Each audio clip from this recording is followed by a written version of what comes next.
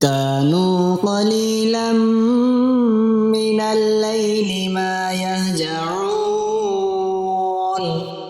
وبالأسحار هم يستغفرون.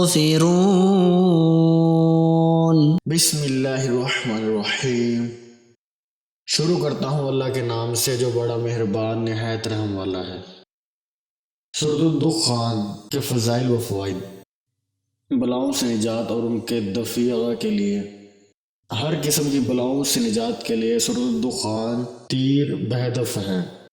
باوضو چند آدمی مل کر 50 مرتبہ پڑھ لیں، انشاءاللہ تعالی مکان ہر قسم کی بلاؤں سے محفوظ رہے گا۔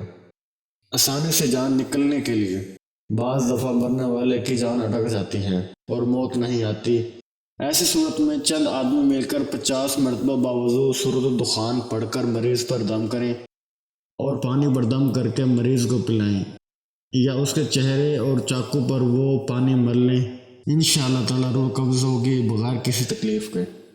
پیچس اور دست کے لیے، اگر کسی شخص کو سخت دست آ رہے ہوں اور پیچس کی تکلیف ہو تو سورۃ الدخان کو باوضو ایک سفید کاغذ پر لکھے اور اسے پانی میں گھول کر تھوڑا تھوڑا پیتا رہے، انشاءاللہ تعالی دست اور پیچس کے مرض سے نجات حاصل ہوگی۔